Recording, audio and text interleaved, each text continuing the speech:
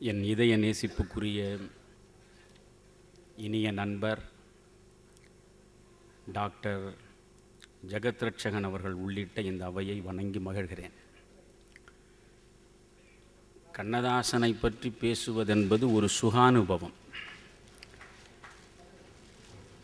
ஒரு 6 மாதங்களுக்கு முன்னால் திருப்பூரில் நான் கண்ணதாசனுடைய திரைப்பட பாடல்கள் குறித்து பேசுவதற்காக சென்றேன். இதே போன்ற ஒரு அரங்கம், திரளான மக்கள் கூடியிருந்தார்கள். திரைப்பட பாடல்கள் குறித்து நான் பேச முயன்றவன் பேசிக்கொண்டே இருந்தேன். 2.25 மணி நேரம் பேசிவிட்டேன். கேட்டவர்களுக்கும் நேரம் போனது தெரியவில்லை, பேசிக்கொண்டிருந்த எனக்கும் நேரம் போனது தெரியவில்லை. அதன் விளைவு அடுத்த நாளே இரத்த கொதிப்பில் நான் பாதிக்கப்பட்டேன். அன்றிலிருந்து அதிகமாக பேசுவதை நான் தவிர்த்து வருகிறேன். இங்கே நண்பர்கள் ஒரு 15 நிமிடம் நான் கண்ணதாசன் குறித்து பேச வேண்டும் என்று நேரத்தை ஒதுக்கி இருக்கிறார்கள். கண்ணதாசனை 15 நிமிடங்களிலெல்லாம் பேசிவிட முடியாது. ஆனால் உங்களுக்கு ஒன்று சொல்கிறேன், திரும்ப திரும்ப திரும்ப கண்ணதாசனுடைய சினிமா பாடல்களை மட்டுமே கொண்டு போய் மக்களிடம் மேடைகளில் பரிமாறி அவன் ஏதோ திரைப்படத்திற்கு பாடல் எழுத வந்த ஒரு பாடலாசிரியன் என்ற நிலையிலேயே நிறுத்தி விடுவது அவனுக்கு நாம் செய்கிற துரோகம், ஒரு மகா கவிஞனுக்கு நாம் இழைக்கிற அவமானம். திரைப்படத்துக்கு பாடல் எழுதுவது தவறு என்று நான் கருதவில்லை. அப்படி யாரும் அன்பு கூர்ந்து தவறாக எண்ண வேண்டாம். திரைப்படத்திற்கு பாடல் எழுதியதனால்தான் கண்ணதாசன் கடைசி தமிழனிடமும் சென்று சேர்ந்தான். எனவே கடைசி தமிழனிடமும் ஒரு படைப்பாளியை கொண்டு சேர்க்கிற ஆற்றல் உள்ள ஒரு ஊடகம் உண்டென்றால் அது திரைப்பட உலகம்தான். அதில் ஒன்றும் மாற்று கருத்தில்லை. பாரதியை அறியாத பாமரன், பாவேந்தரை அறியாத பாமரன் கண்ணதாசனை அறிந்து வைத்திருக்கிறான். இன்றைக்கு எழுதுகிற எல்லா கவிஞர்களையும் அறிந்து வைத்திருக்கிறான். ஆனால் கண்ணதாசனுடைய 7 கவிதை தொகுதிகளை படித்த பேராசிரிய பெருமக்களே ஆழமாக துய்த்து அனுபவித்து அந்த அனுபவத்தை பிற மக்களோடு பகிர்ந்து கொள்ள இன்னும் முன்வரவில்லையே என்ற ஏக்கம் எனக்கு இருக்கிறது. கண்ணதாசனுக்கு நிகராக திரைப்பட பாடல்கள் எழுதுவதற்கு இனி ஒருவன் இந்த மண்ணில் பிறக்க வேண்டும். சாமரம், பூமரம், ஆவணி, தாவணி என்று எழுதி கொண்டிருக்கலாம். ஆனால் கண்ணதாசனுக்கு நிகராக எழுதுவதற்கு இனி ஒருவன் பிறக்க வேண்டும். எதையும் நெஞ்சில் பட்டதை நேர்படச் சொல்லி பகையை வளர்த்து கொள்கின்ற பண்பு எனக்கு உண்டு.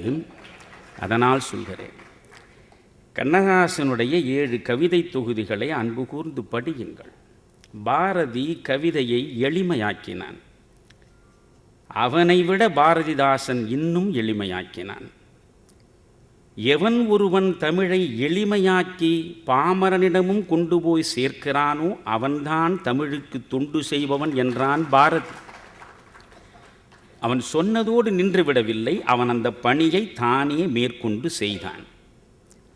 அவனுடைய சீடனாக இருந்த பாரதிதாசன் மேலும் தமிழை எளிமைப்படுத்தினார். கண்ணதாசன் எந்த அகராதியையும் புரட்ட வேண்டியதில்லை கண்ணதாசனுடைய எந்த பாடலை படிப்பதற்கும். கண்ணதாசனுடைய கவிதையில் அவனை நீங்கள் காண வேண்டும். கவிஞன் யானோர் கால கணிதம், கருப்படு பொருளை உருப்பட வைப்போன், புவியில் யானுமோர் புகழுடை தெய்வம், பொன்னினும் விலைமிகு பொருள் என் செல்வம், இவை சரியென்றால் இயம்புவதென் தொழில், இவை தவறானால் எதிர்ப்பதெம் வேலை, செல்வர்தம் கையில் சிறைப்பட மாட்டேன், பதவி வாளுக்கு பயப்பட மாட்டேன், பாசம் மிகுத்தேன், பற்றுதல் மிகுத்தேன், ஆசை தருவன அனைத்தும் பற்றுவேன், உண்டாயின் பிறர் உண்ணத் தருவேன், இல்லாயின் எமர் இல்லம் தட்டுவேன், வண்டாய் எழுந்து மலர்களில் அமர்ந்து வாய்ப்புறம் தேனை ஊர்ப்புறம் தருவேன், பண்டோர் கம்பன் பாரதி தாசன் சொல்லாதன சில சொல்லிட முனைவேன், புகழ்ந்தால் என்னுடல் புல்லரிக்காது, இகழ்ந்தால் என் மனம் இறந்து விடாது, வளமார் கவிகள் வாக்கு மூலங்கள் இறந்த பின்னாலே எழுதுக தீர்ப்பு, கல்லாய் மேடாய் காடு மேடாக மாறாதிருக்கையான் வனவிலங்கல்ல, மாற்றம் எனது மானிட தத்துவம், மாறும் உலகின் மகத்துவம் அறிவேன், எவ்வெவை தீமை எவ்வெவை நன்மை என்பதறிந்து ஏகுமென் சாலை, தலைவர் மாறுவர் தர்பார் மாறும் தத்துவம் மட்டுமே அட்சய பாத்திரம், கொள்வோர் கொள்க குறைப்போர் குறைக்க உள்வாய் வார்த்தை உடம்பு தொடாது, நானே தொடக்கம் நானே முடிவு நான் உரைப்பதுதான் நாட்டின் சட்டம். சங்க இலக்கியத்தில் நீங்கள் ஒரு கவிஞனிடம் காணுகிற கம்பீரத்தை கண்ணதாசனிடம் காண முடியும். அந்த கண்ணதாசனை நீங்கள் திரும்பி பார்க்க வேண்டும் என்றுதான் நான் ஆசைப்படுகிறேன். மானிட இனத்தை ஆட்டி வைப்பேன், அவர் மாண்டு விட்டால் அதை பாடி வைப்பேன், நிரந்தரமானவன் அழிவதில்லை, எந்த நிலையிலும் எனக்கு மரணமில்லை என்றான் கண்ணதாசன். இந்த சினிமா பாடலில் கண்ணதாசனை பார்க்கிறீர்கள். கவிஞன் ஞான் ஒரு காலக்கணிதம் என்ற கவிதையில் கண்ணதாசனை பார்க்கிற பொழுதுதான் ஒரு கவிஞன் ஒரே நேரத்தில் 2 தளங்களில் எப்படி மாறி மாறி செயற்பட்டு சரித்திர சாதனையை நிகழ்த்தி இருக்கிறான் என்பது உங்களுக்கு புரியும்.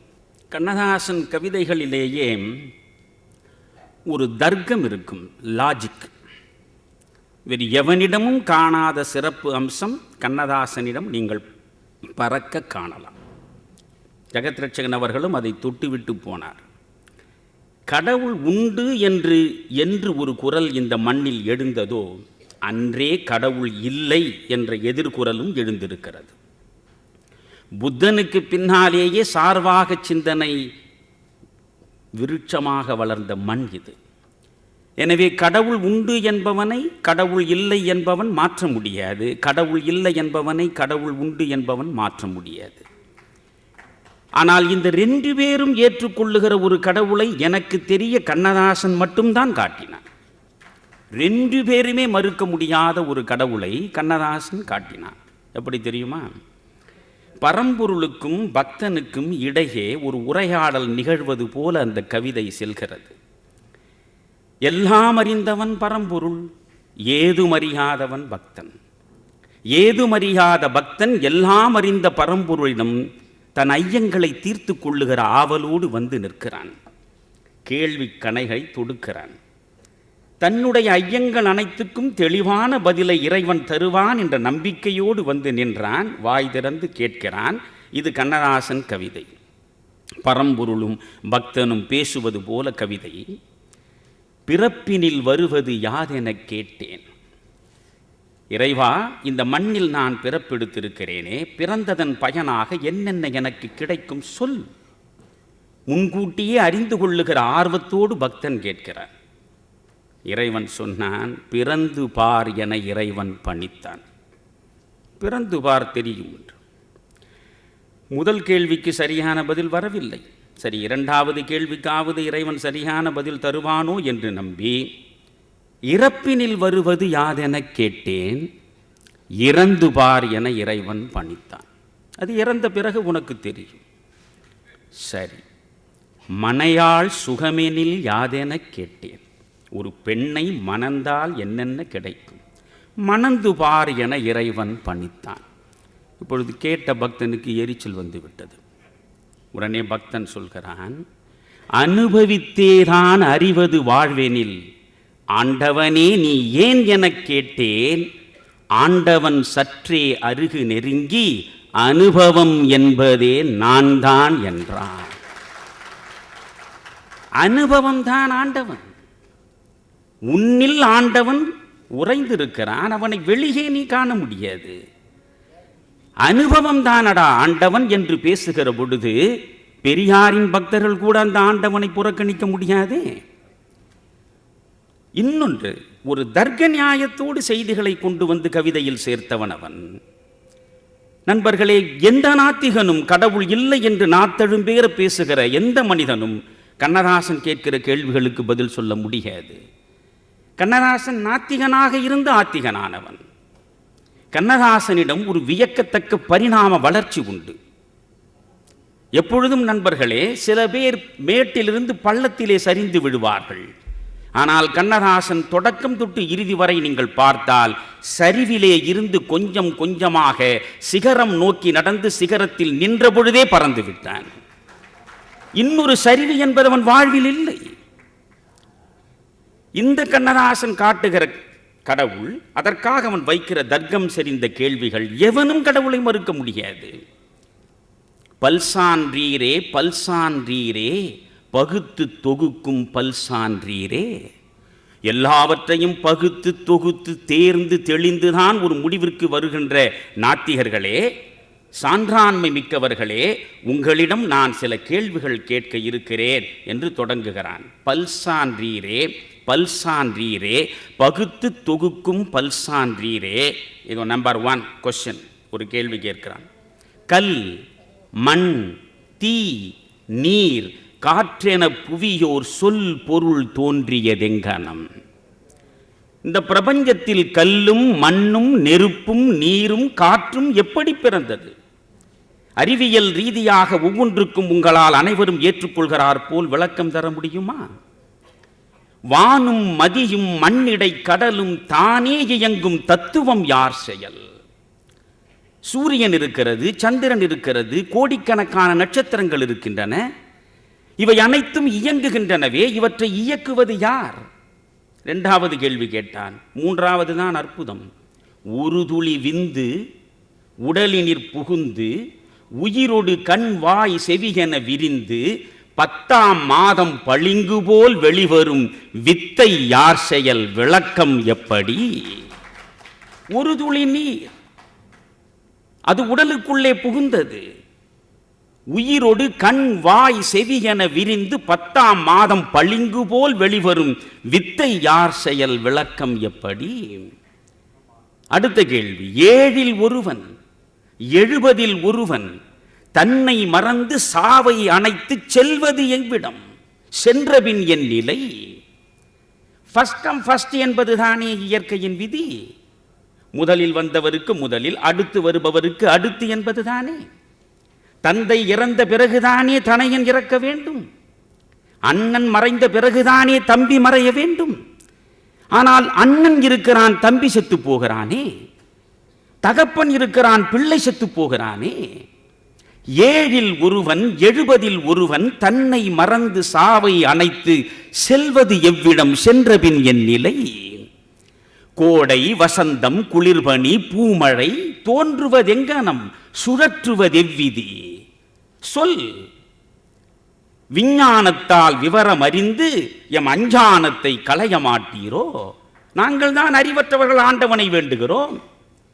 நீ அறிவில் சிறந்தவனாயிற்று, உனக்கு ஆண்டவனே கிடையாதே.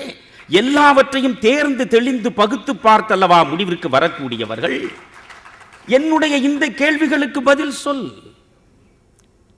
விஞ்ஞானத்தால் விவரம் அறிந்து அஞ்ஞானத்தை அகற்ற மாட்டீரோ? அடுத்த கேள்விதான் இறுதி முடிவு. அழகு. சந்திர மண்டலம் தெளிந்த ஞானம் சாவை தடுக்க சக்தி இல்லாததே. சந்திர மண்டலத்தில் கால் வைத்து விட்டால் இப்பொழுது செவ்வாய் கிரகத்திலே போய் ஃபீனிக்ஸ் அங்கே ஆய்வு நடத்தி கொண்டிருக்கிறது. எல்லாம் சரி. இந்த மண்ணில் மனிதனாக பிறந்தவன் இறப்பே இல்லாமல் வாழ்வதற்கு வழிகண்டாயிற்ற.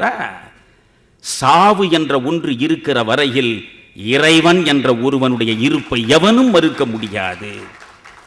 இதுதான் கண்ணதாசன். கண்ணதாசனுடைய சிறப்பு என்ன? உணர்ச்சி பாடல், தன் உணர்ச்சி பாடல்கள். ஆங்கில இலக்கியத்தை நீங்கள் பிரித்தால் லிரிக் என்று சொல்வார்கள். கண்ணதாசன் 55 வயதில் மறைந்து போனான், உண்மைதான். ஷெல்லி 40 வயது தாண்டவில்லை, கீட்ஸ் 40 வயது தாண்டவில்லை, பைரன் 40 வயது தாண்டவில்லை, பாரதி 40 வயது தாண்டவில்லை. மகா கவிஞர்கள் அத்துணை பேரும் நீண்ட நெடுங்காலம் இந்த மண்ணில் இருக்க வேண்டிய அவசியம் இல்லை. அவர்களுடைய படைப்பினுடைய அவதார ரகசியம் முடிந்து விடுகிறது. அடுத்த கணமே அவர்கள் விரைந்து சென்று விடுகிறார்கள். நீங்கள் லிரிக் என்கிற இந்த தன் உணர்ச்சி பாடல்களுக்கு ஷெல்லியும் கீட்ஸும் ஆங்கில இலக்கியத்தில் அவர்கள்தான் ஒரு வடிவம் கொடுத்தவர்கள். அந்த ஷெல்லியையும் கீட்ஸையும் முற்றாக அறிந்ததனால் தமிழில் பாரதி இந்த தன்னுணர்ச்சி பாடல்களுக்கு ஒரு தோற்றம் கொடுத்தான். பாவேந்தர் ஒரு தோற்றம் கொடுத்தார். தன்னுணர்ச்சியிலேயே புறத்தன்னுணர்ச்சி, அகத்தன்னுணர்ச்சி உண்டு. அகத்தன்னுணர்ச்சியில் கண்ணதாசனுக்கு இணையாக பாடுவதற்கு எவனும் பிறக்கவில்லை. சங்க இலக்கியம் தொட்டு தேர்ந்து தேர்ந்து படித்த நான் இதை தெளிவாக சொல்கிறேன். நீங்கள் பாரதியை எடுத்துக்கொண்டால் எங்கோ ஒரு கரும்பு தோட்டத்தில், பிஜி தீவில், கண்ணற்ற தீவில், அங்கே இருக்கக்கூடிய தமிழன், அங்கே இருக்கக்கூடிய இந்தியாவிலே இருந்து சென்றவன் கண்ணீர் விட்டு கலங்கி நிற்பதை இங்கே இருந்து கற்பனையிலே பார்க்கிற பொழுதே இருதயம் முழுவதும் ரணமாகி போய் எழுதுகோல் எடுத்து எழுதுகிறான். கரும்பு தோட்டத்திலே அவர் கால்களும் கைகளும் சோர்ந்து விழும்படி வருந்துகின்றனரே, இந்து மாதர்தம் நெஞ்சம் கொதித்து கொதித்து மெய் சுருங்குகின்றனரே, அவர் துயர்களை தீர்க்க ஓர் வழியிலையோ ஒரு மருந்து இதற்கிலையோ, செக்கு மாடுகள் போல் உழை தேங்குகின்றார் அந்த கரும்பு தோட்டத்திலே. நாட்டை நினைப்பாரோ, எந்த நாளினி போயதை காண்பதென்றே தங்கள் வீட்டை நினைப்பாரோ, அவர் விம்மி விம்மி விம்மி அழும் குரல் கேட்டிருப்பாய் காற்றே, அவர் விம்மி அழவும் திறங்கெட்டு போயினரே என்று எங்கோ ஒரு தமிழன் கரும்பு தோட்டத்தில் கண்ணற்ற தீவில் கண்ணீரோடு நிற்பதை இங்கே இருந்து பார்த்து பதைத்து பதைத்து எழுதுகிறானே, அதுதான் புரட்சார். இளம் பருவத்திலேயே ஒரு விதவையாகி விடுகிற சூழல் வருகிற பொழுது அந்த விதவைக்குள்ளே தான் நுழைகிறான். ஆங்கிலத்தில் சிம்பத்தி என்று ஒன்று உண்டு, எம்பத்தி என்று ஒன்று உண்டு. சிம்பத்தி என்பது அவனுடைய துயரம் கண்டு இங்கே இருந்தபடியே நான் இறங்குவது.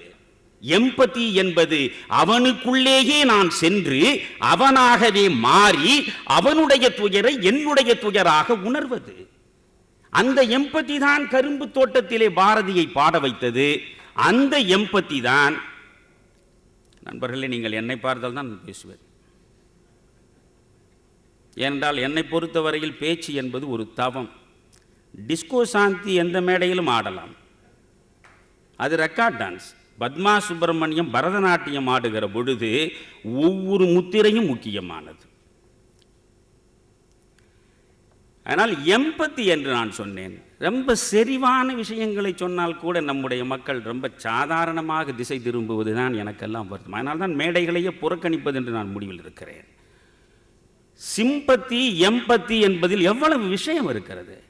அந்த எம்பத்தி பாரதியை இயக்கியது. அந்த எம்பத்தி தான் பாவேந்தரை ஒரு விதவை, இளம் விதவையை பார்க்கிற பொழுது எவனப்படி கண்ணீர் விட்டான் யோசித்து பாருங்கள். எனவே இந்த பாவேந்தருக்கும் பாரதியாருக்கும் தன்னுணர்ச்சி பாடல்களின் சிகரம் வரையில் அவர்கள் சென்றார்கள். அது புறச்சார்பு தன்னுணர்ச்சி. கோரிக்கையற்று கிடக்குதன்னே இங்கு வேரில் பழுத்த பலா, மிக குடிகதென்றெண்ணிடப்பட்டதன்னே குளிர் வடிகின்ற வட்ட நிலா. அந்த கவிதை முழுவதையும் படித்து பாருங்கள். ஒரு கவிஞன் விதவையாகவே மாறி எழுதிய எழுத்து அது. ஆனால் கண்ணதாசனை எடுத்துக்கொண்டால் அகச்சார்பு தன்னுணர்ச்சியில் அவனுக்கு ஈட இணையே கிடையாது. அதற்கு 2 பாடல் மட்டும் நான் சொல்லி விடைபெற விரும்புகிறேன்.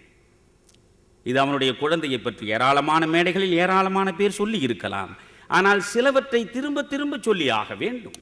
6 மாத குழந்தை ஆழ்ந்த துயிலில் இருக்கிறது. குழந்தை உறங்குகிறது.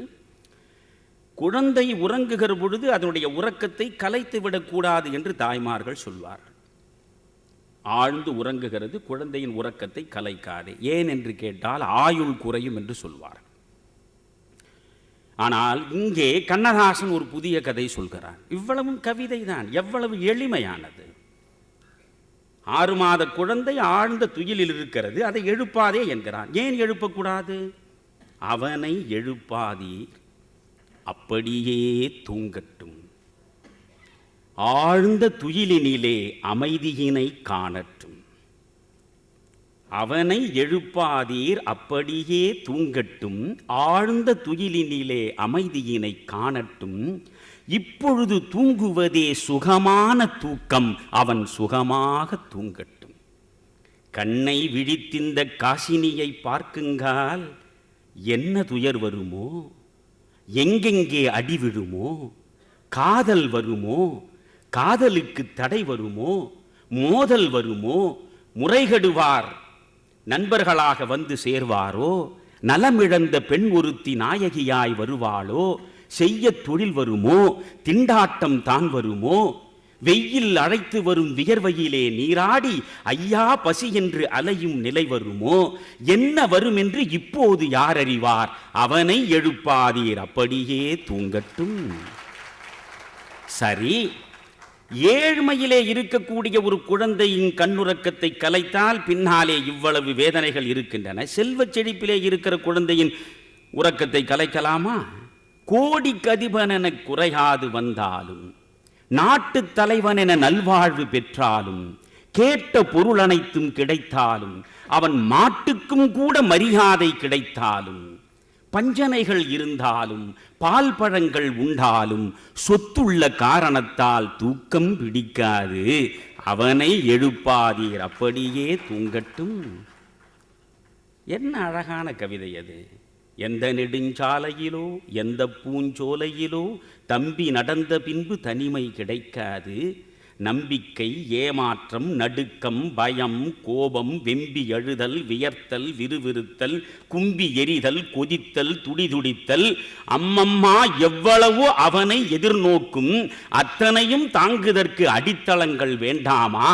இப்போது தூங்கட்டும் இனிமேல் எழுவதற்கு, இப்போது தூங்கட்டும் இனிமேல் அழுவதற்கு என்று பாடுகிற கண்ணதாசன். நண்பர்களே, இது தன்னுணர்ச்சியின் சிகரத்திலே நிற்கிற பாடல். ஆனால் இதில் கொடுமை என்னவென்றால், இதை குமுதத்திலே அவன் வாரந்தோறும் எழுதி கொண்டிருந்த நேரம். நீங்கள் கண்ணதாசன் கவிதை தொகுப்புகள் 7 தொகுப்பிலும் 4ஆம் தொகுப்பு 5ஆம் தொகுப்பை மறவாமல் படிக்க வேண்டும். அப்பொழுது தொடர்ந்து எழுதினானவன். அதில் அடுத்து சில நாட்களுக்குள்ளேயே அந்த குழந்தை இறந்து விடுகிறது. பேர குழந்தை தான், அது இறந்த பிறகு எழுதியிருக்கிறானே, அது எப்படிப்பட்ட கவிதை அது! முத்துமணி பல்லக்கு, முளைத்தெழுந்த சிறு கீரை, தத்தும் கிளி, தேவதாறு உதிர்த்த மலர், தேவதாறு உதிர்த்த இலை, கொத்து மலர் ஒன்றாய் கூடி சமைத்த முகம், 10 மாதம் கூட பாலன் வயதாகவில்லை, செத்து கிடக்கின்றான், சிரித்தபடி கிடக்கின்றான். மைகலையா கண்மீது மணிபதித்த சிப்பி என சின்ன இமை மூடி செல்வன் உறங்குகிறான். பூமியை விட்டு போவதுதான் சுகம் என்றோ சாமி கொடுத்த மகன் தன்னை மறந்து தூங்குகிறான். அவனை எழுப்பாதீர், அப்படியே தூங்கட்டும் என்றே நான் எழுதியதன் ஈரம் உலரவில்லை. 7 நாள் ஆகும் முன்னே இளங்கன்று தூங்கிவிட்டான். அறம்பாடிவிட்டேனோ அறியேன், சிறுகுருவி திறம்பாட மாட்டாமல் செத்த கதை பாடுகிறேன். பிள்ளை பருவத்தே பிணமாய் கிடப்பதெங்கள் இல்லத்தில் இல்லை, இதுவரையில் நிகழ்ந்ததில்லை. தாத்தா என்றே என்னை தழுவ பிறந்த மகன் பூத்தார் போல் பூத்து பொழுதில் உதிர்ந்து விட்டான். 100 வயதானவர்கள் நோய் நொடி இல்லாதிருக்க பால்வடியும் பொன்னிதழை காலன் பறித்து விட்டான். கூற்றுவனுக்கென்ன குணக்கேடோ யானறியேன். மக்கள் தொகையும் வருங்கால சூழ்நிலையும் தக்க இடம் நமக்கு தாராதோ என்றஞ்சி சிக்கென்று கைச்சிறையில் சிரிக்கும் இளம் பூந்தோட்டம் பக்கென்று வானில் பறந்தோடி விட்டதம்மா. பிஞ்சு மகன் போனான், பெரியவர்கள் வாடுகிறோம். மிஞ்சுவது யாதோ, விளைவதுதான் எவ்விதியோ, சஞ்சலமேன் அந்த தனி கருணை கண்ணனிடம் நாமும் பரப்பவர்தான் நாளையோ மறுதினமோ. இதுதான் கண்ணதாசன். இந்த கண்ணதாசனை படியுங்கள். பிறகு ஆதவன் வருவார், நிறைய திரைப்பட பாடல் குறித்தெல்லாம் சொல்வார். ஒரே ஒரு செய்தி பிபிஎஸ் இருப்பதனால் சொல்லிவிட்டு போகிறேன். சமீபத்தில் பிபிஎஸ் உடைய பேட்டி ஒன்றை படித்தேன். நான் பிபிஎஸ்னுடைய ஆறா காதலன். டிஎம்எஸ், பிபிஎஸ், விஸ்வநாதன் ராமமூர்த்தி, கேவி மகாதேவன், அது ஒரு பொற்காலம். கண்ணதாசனோடு சேர்ந்து அவர்கள் நடத்திய இசை சாம்ராஜ்யம். அவர் எழுதியிருந்தார். இன்றைக்கு எத்தனையோ பாட்டு எழுதுகிறான். எந்த நாயகி பாடுகிற பாட்டையும் நீங்கள் காது கொடுத்து கேட்க முடியாது. ஒரு வேசியை விட கேவலமாக தன் விரகதாபத்தை வெளிப்படுத்துகிற பாடல்களைத்தான் இன்றைக்கு திரைப்படங்களிலே பார்க்கிறோம். என்னை கட்டிப்புடிடான்றான், என்னை தூக்கிக்கின்னு போடான்றான். ஒரு பாரம்பரியம் உள்ள இந்த மண்ணுக்கு பெருமை சேர்ப்பதாக எந்த பாடலும் இல்லை. ஆனால் கண்ணதாசன் எழுதிய பாடல்களை பாருங்கள். காற்று வெளியிடை கண்ணம்மா என்ற பாரதியின் பாடலில் காமம் இல்லை, காதல் இருக்கிறது, ஆத்மா இருக்கிறது, வெறும் தசை இல்லை. இந்த தசைகளுக்கு உள்ளே ஊடுருவி செல்கிற, எலும்புக்குள்ளேயும் ஊடுருவி செல்கிற ஆன்மாவை தொடுகிறது.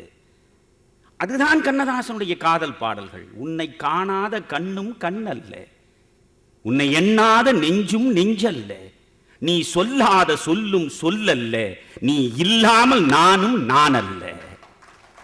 இங்கு நீ ஒரு பாதி நான் ஒரு பாதி, இதில் யார் பிரிந்தாலும் வேதனை பாதி. காலங்கள் மாறும், காட்சிகள் மாறும், காதலின் முன்னே நீயும் நானும் வேறல்ல. யோசித்து பாருங்கள், அந்த பாடல் முழுவதையும் யோசித்து பாருங்கள். பிபிஎஸும் ஜானகியும் பாடியது. இரவு 10 மணிக்கு மேல் நான் நிறைய பழைய பாடல்களை எடுத்து வைத்திருக்கிறேன். எல்லா விளக்குகளையும் அணைத்து விட்டு என் பக்கத்திலே வைத்துக்கொண்டு 1 மணி நேரம் கேட்பேன். இந்த பிபிஎஸ் போலீஸ்காரன் மகளில் என்ன பாடல்கள் அது! போலீஸ்காரன் மகள் விஸ்வநாத ராமூர்த்தி தான் உட்கார்ந்து கொண்டிருக்கிறார்கள். அந்த பாடலுக்கு நிகரே கிடையாது. பொன் என்பேன், சிறு பூவென்பேன், காணும் கண் என்பேன், வேறு என் என்பேன். அங்கே காமம் இருக்கிறதா? சதை வெறி இருக்கிறதா? பொன் என்பேன், சிறு பூவென்பேன், காணும் கண் என்பேன், வேறு என் என்பேன். என் என்பேன், கலை ஏடென்பேன். இந்த பாட்டை பார்த்து, சின்ன சின்ன பறவை அன்னை அவள் மடியில் தவழ்வது போலே நான் தவழ்ந்திருந்தேன். சின்ன சின்ன பறவை அன்னை அவள் மடியில் தவழ்வது போலே நான் தவழ்ந்திருந்தேன். என்னை நீ அறிவாய், உன்னை நான் அறிவேன், நம்மை நாம் அறிவோம், வேறு யார் அறிவார்? இதுதானடா பாட்டு. இன்றைக்கு எழுதுகிறீர்களே, அதுவா பாட்டு? அதனால் தான் சொல்கிறேன், கண்ணதாசனை நினைக்கிற பொழுது வரக்கூடிய சிலிர்ப்பு இதில் வரவில்லையே. எனவே இது போன்ற பாடலை ஏராளமாக சொல்லலாம். நிறைவாக சொல்கிறேன், கண்ணதாசன் திரைப்படத்தில் இலக்கியத்தை கொண்டு போய் சேர்த்தவன். இன்றைக்கும் சந்திரபாபு குரலில், விஸ்வநாதன் ராமமூர்த்தி இசையில், நீங்கள் கவலையில்லாத மனிதனில் பிறக்கும் போது அழுகின்றாய் பாடலை கேளுங்கள். அதைவிட ஒரு சோக சுகம் அல்லது சுக சோகம் வேறு எங்கே இருக்கிறது? அது என்ன சாதாரண பாட்டா? கொஞ்சம் யோசியுங்கள். கவலையில்லாத மனிதனில் சந்திரபாபு பாடுகிற பாடல் சாதாரண பாட்டா? அதற்கு இசையமைத்த உங்கள் இருவருடைய திசை நோக்கி நான் தொழுகிறேன். கொஞ்சம் யோசியுங்கள். அதுதான் கண்ணதாசன். கண்ணதாசன் நம்பிக்கை நலிவடையாமல் திரைப்படத்திலே ஒரு எழுத்து யாகம் நடத்தினான். ஷெல்லியும் அப்படித்தான். ஷெல்லியை நீங்கள் எடுத்துக்கொண்டால் ஷெல்லி சொல்லுவான், நீங்கள் அவனுடைய சொந்த வாழ்க்கையின் அவலங்களை கொட்டி இருக்கிறான் ஷெல்லி, கண்ணதாசன் கொட்டியதை போல. Lift me as a wave, a leaf, a cloud, I fall upon the thorns of life, I bleed and born Shelley. இந்த வாழ்க்கை சோகங்களிலே இருந்து என்னை விடுவிக்க ஒரு அலையைப் போல், இலையைப் போல், மேகத்தைப் போல் காற்றே என்னை சுமந்து செல். நான் வாழ்க்கை முட்களின் மீது விழுந்து கிடக்கிறேன், இருதயம் முழுவதும் ரணப்பட்டு ரத்தம் வழிகிறது, என்னை சுமந்து செல் என்கிறான். சோகத்தை கவிதையிலே கொடுத்தவன் இன்னொருடத்தில் என்ன சொல்கிறான்? If winter comes, can spring be far behind? இன்றைக்கு நீங்கள் மழைக்காலம் என்றால் வசந்த காலம் நாளைக்கு வரப்போகிறது என்பதை மறந்து விடாதே என்றான். அதைத்தான் கண்ணதாசனிலும் பார்க்கிறேன். அவன் 1000 சோகங்களை தன்னுடைய கவிதைகளில் பதிவு செய்திருந்தாலும் கடைசி மனிதனும் எழுத்தறியாத பாமரனும் கேட்கக்கூடிய பாடல் எழுதுகிற பொறுப்பு தனக்கு இருக்கிறது என்று புரிந்தவன் எழுதினான். பிறக்கும் போதும் அழுகின்றாய், இறக்கும் போதும் அழுகின்றாய், ஒரு நாளேனும் கவலை இல்லாமல் சிரிக்க மறந்தாய் மானிடனே. அதில் அழகு, இரவின் கண்ணீர் பனித்துளி என்பர், இரவின் கண்ணீர் பனித்துளி என்பர், முகிலின் கண்ணீர் மழையெனச் சொல்வர். இயற்கை அழுதால் உலகம் செழிக்கும், மனிதன் அழுதால் இயற்கை சிரிக்கும். ஒரு பெரிய உபனிஷதத்தையே அவன் கொண்டு வந்து கொடுக்கிறான். அன்னையின் கையில் ஆடுவது இன்பம், கன்னியின் கையில் சாய்வதும் இன்பம், தன்னை அறிந்தால் உண்மையில் இன்பம். நோ தை செல்ஃப் என்பதுதான் உபனிஷதம். தன்னை அறிந்தால் உண்மையில் இன்பம், தன்னலம் மறந்தால் பெரும்பேரின்பம். இப்படி கண்ணதாசனை பற்றி பேசிக்கொண்டே போகலாம். நேரம் போகிறது, நிறைய மனிதர்கள் பேச வேண்டி இருக்கிறது. ஆக கண்ணதாசனை நீங்கள் திரும்ப திரும்ப உங்களிடம் சொல்வது, அண்ணன் என்னடா தம்பி என்னடா என்று அற்புதமாக அவன் பாடினானே, போனால் போகட்டும் போடா என்று அற்புதமாக பாடினானே என்று பேசிக்கொண்டிருப்பதனால் ஒரு மகாகவியின் முழுமையான முகவிலாசத்தை நீங்கள் அறிந்து கொண்டதாக நான் நம்பவில்லை. எனவே கண்ணதாசனுடைய கவிதை எளிமையானது. அவனுடைய கவிதைக்குள்ளே நீங்கள் செல்ல வேண்டும். கண்ணதாசனின் விஸ்வரூப தரிசனத்தை இந்த தமிழகம் இனியாவது கண்டு உணர வேண்டும் என்று சொல்லிவிட